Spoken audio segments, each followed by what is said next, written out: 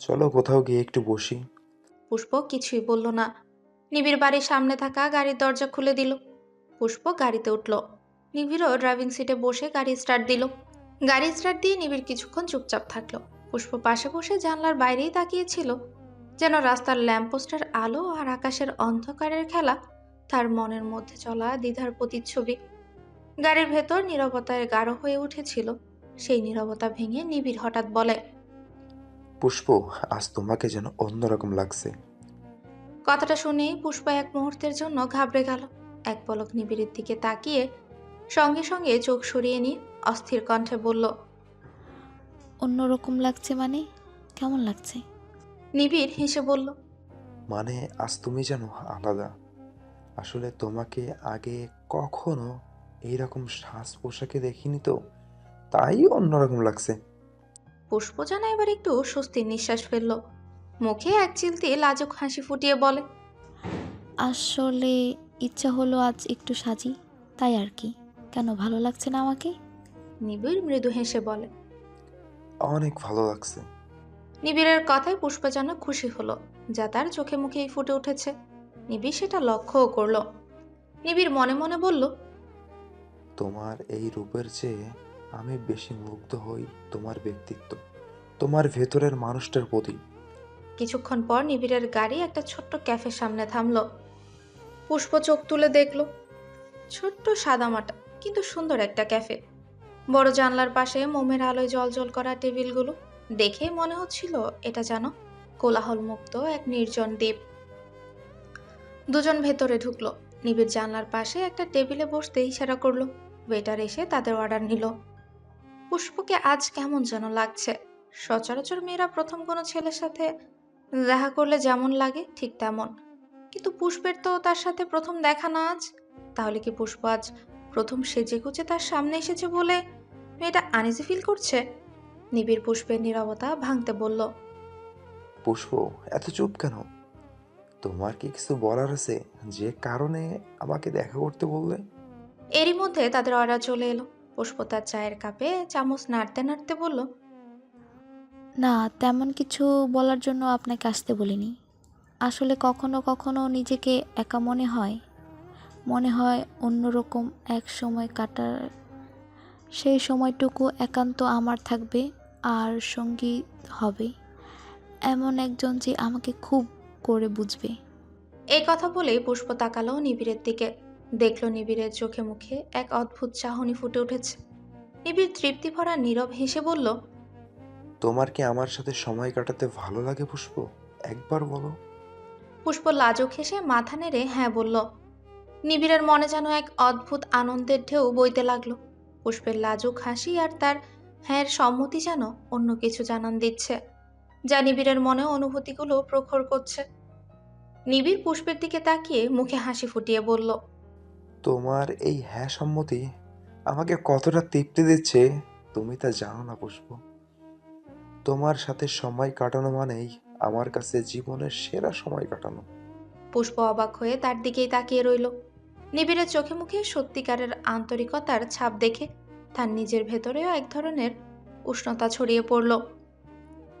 পুষ্প আবারও চোখ নিচু করে বলে, আপনি তো জানেন আমার উপর দিয়ে একের ওপর এক কি যাচ্ছে। এর মাঝে আর কিছু আছে যা আপনি জানেন না। আর কি এমন আছে যা আমার অজানা?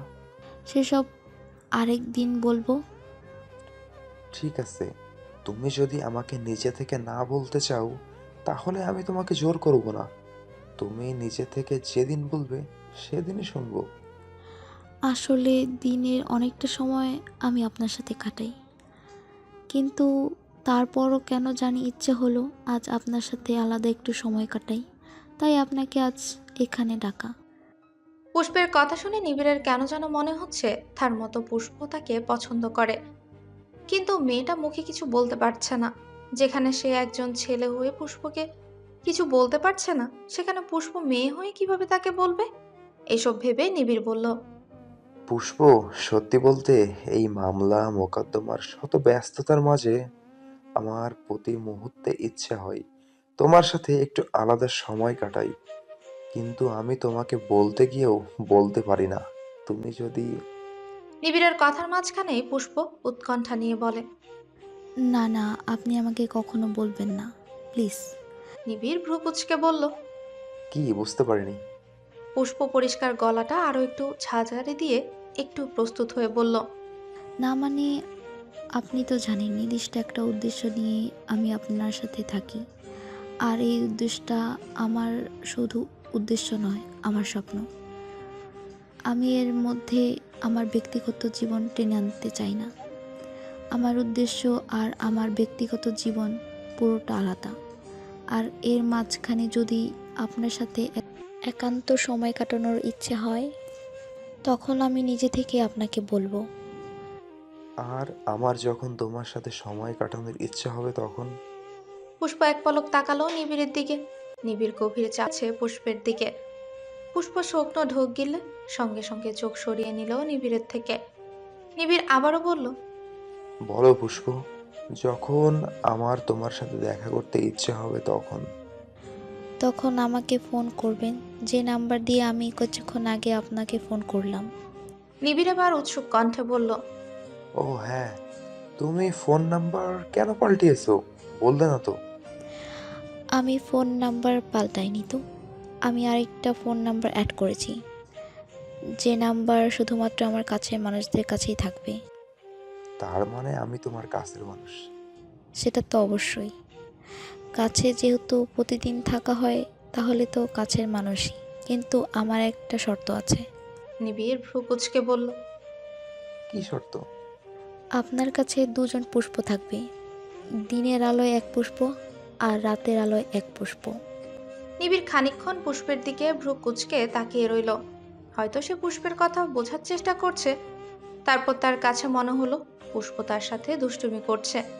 এই ভেবে নিবিড় উচ্চস্বরে হেসে ওঠে। তারপর হাসি থামিয়ে বল। দুজন পুষ্প মানে তুমি কি বলছো? পুষ্প তখন টেবিলের উপর রাখা নিবিড়ের হাত দুটো চেপে চেপে ধরে বলে। আপনি মজা করবেন না প্লিজ, আমাকে একটু বোঝার চেষ্টা করুন। আমি জানি আপনি আমাকে বুঝবেন। পুষ্পের একটুখানি ছোঁয়াতে নিবিড়ের মনের অনুভূতিগুলো আরো প্রখর হলো। নিবিড় পুষ্পের আলতো হাতের বাঁধন থেকে একটা হাত ছাড়িয়ে নিয়ে নিজে পুষ্পের হাত দুটো শক্ত বাঁধনে বেঁধে বলল। আমি তোমাকে বুঝি পুষ্প, তুমি বলো কি বলতে চাও। তুমি যা বলবে আমি তাই শুনবো। নিবিড়ের স্পর্শে পুষ্প যেন খানিকটা লজ্জা পেল, কিন্তু নিবিড়ের হাত থেকে নিজের হাতটা কেন যেন ছাড়ানোর চেষ্টা করলো না, বরং নিবিড়ের হাতের বাঁধনে নিজের হাত দুটো বন্দি রেখেই বলল। আমি আপনাকে বলছিলাম না, আমি আমার উদ্দেশ্য আর ব্যক্তিগত জীবন আলাদা রাখতে চাই। আমি চাই না রাতের এই পুষ্পকে কল্পনা করে আপনি সকালে পুষ্প সঙ্গে হার মেনে যান। আর আমিও চাই না আমার কাজে আর লক্ষ্যের মধ্যে আপনাকে ব্যবহার করতে। আপনি আমার জন্য একজন বিশেষজন, কিন্তু এই বিশেষজন শুধু বিশেষ মুহূর্তের জন্য। আমি চাই আজ এই রাত পুষ্প আর কাল ওই পুষ্প আপনার কাছে আলাদা দুই মানুষ হিসেবে থাকুক, অন্তত যতদিন পর্যন্ত আমাদের এই কেসটা শেষ হচ্ছে। নিবিড় পুষ্পের মুখের দিকে গভীরভাবে তাকিয়ে রইল। পুষ্পের কথাগুলো ধীরে ধীরে তার ভেতরে জায়গা করে নিচ্ছিল। সেও তো তার কাজে ব্যাঘাত ঘটাবে এই ভেবে পুষ্পকে এখনো পর্যন্ত কিছু বলতে চায়নি। কিন্তু পুষ্প যখন নিজেই তার মনের কথা বুঝতে পারছে, তাহলে সে যা চাইছে না হয় তাই হোক। পুষ্প নিবিড়ের হাত দুটো ধরে বলল। পুষ্প, আমি বুঝতে পারছি তুমি কি বলছো। দিনের আলোয় তুমি যেভাবে লড়াই করছো, নিজের লক্ষ্য আর স্বপ্নের জন্য এতটা ত্যাগ স্বীকার করছো, সেখানে তুমি তোমার ভালোবাসাকে জায়গা দিতে চাও না। পুষ্প বিস্মিত হয়ে নিবিড়ের দিকে তাকালো। ভালোবাসা? ভালোবাসা শব্দটা শুনেই পুষ্পের ঠোঁটে কাঁপলো কিছু বলার জন্য, কিন্তু শব্দগুলো বের হলো না। নিবিড় তার নীরবতা ভেঙে আবারও বলল। পুষ্প, তুমি যদি চাও, আমি রাতের পুষ্প আর দিনের পুষ্পকে কখনো মিলিয়ে ফেলবো না। তুমি চাইলে আমি রাতের কথা সকালবেলায় আর দিনের কথা রাতের এই মুহূর্তে আনবো না। কারণ আমি বুঝতে পারছি তুমি তোমার জীবনের এই দুই অংশকে আলাদা রাখতে চাও। আর আমি তোমার ইচ্ছাকে সম্মান করছি, কারণ তোমার ইচ্ছের মূল্য আমার কাছে সবচেয়ে বেশি। পুষ্পের ঠোঁটে ধীরে ধীরে এক চিলতি হাসি ফুটে উঠল, কিন্তু সেই হাসির আড়ালে এক ধরনের রহস্যময় ছায়া স্পষ্ট। সে কিছুক্ষণ নিবিড়ের চোখে তাকিয়ে থাকলো, তারপর মাথা নিচু করে নিচু গলায় বলল, আপনি কি জানেন, আপনার এই কথাগুলো আমার ভেতরে সব দ্বিধা দূর করে দিয়েছে। আমি জানতাম আপনি আমাকে বুঝবেন। আমার ভেতরে যে দ্বিধার ভয় ছিল সেগুলো আপনার এই কথাগুলো শুনে মুছে যাচ্ছে। নিবিড় মৃদু হেসে বলল, তুমি বিশ্বাস করো পুষ্প, আমি তোমার এই জটিল জীবন যেমন আছে তেমনই গ্রহণ করতে চাই। তোমার এই লড়াই আমাকে অনুপ্রাণিত করে, আর তোমার এই সহজ কোমল রূপ আমাকে মুগ্ধ করে। তোমার কাছে যা বিভক্ত, আমার কাছে তা একীভূত, কারণ আমি দিন আর রাত দুটোই চাই।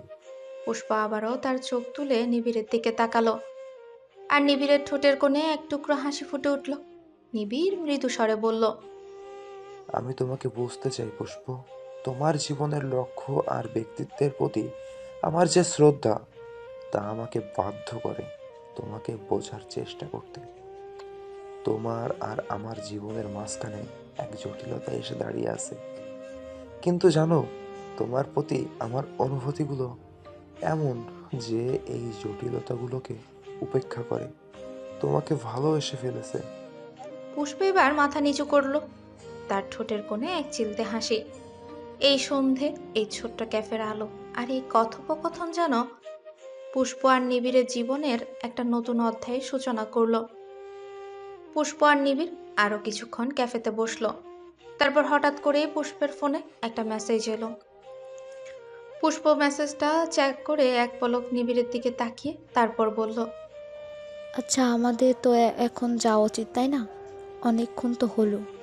নিবিড়ের হাসি উজ্জ্বল মুখটা যেন একটু ফ্যাকাশে হয়ে গেল। নিবিড় ফ্যাকাশে মুখে বলল, এখনই চলে যাবে পুষ্প? আর কিছুক্ষণ থাকি। আরেক দিনের জন্য না হয় সময়টুকু রেখে দিই। নিবিড়ের মুখে এবার হাসি ফুটে ওঠে। নিবিড় বলে, ঠিক আছে, চলো। পুষ্প আর নিবিড় ক্যাফে থেকে বেরিয়ে পড়ে। নিবিড় পুষ্পের জন্য তার গাড়ির দরজা খুলে দিলে পুষ্প আমতা আমতা করে বলে, আমি না হয় রিক্সা করে চলে যাই, আমি যেতে পারবো। আপনি গাড়ি নিয়ে চলে যান। নিবিড় অবাক হয়ে গাড়ির দরজা লাগিয়ে পুষ্পের সামনে এসে দাঁড়ালো। ভ্রু কুচকে বলল, পুষ্প, তুমি এটা কি বললে? এই রাতের বেলা তুমি একা যাবে, তাও আমি থাকতে? না মানে, নিবিড় আর কিছু না বলে আবারও গাড়ির দরজা খুলে পুষ্পকে ইঙ্গিত করলো গাড়িতে গিয়ে বসতে। পুষ্প মুচকি এসে গাড়িতে গিয়ে বসে। পুষ্পের মুখের হাসি দেখে নিবিড়ের মুখেও হাসি ফুটে ওঠে। নিবিড় গাড়ির ড্রাইভিং সিটে বসে গাড়ি স্টার্ট দেয়। ওইদিকে তাদের ফলো করে আরেকটা গাড়ি তাদের পিছু নিল।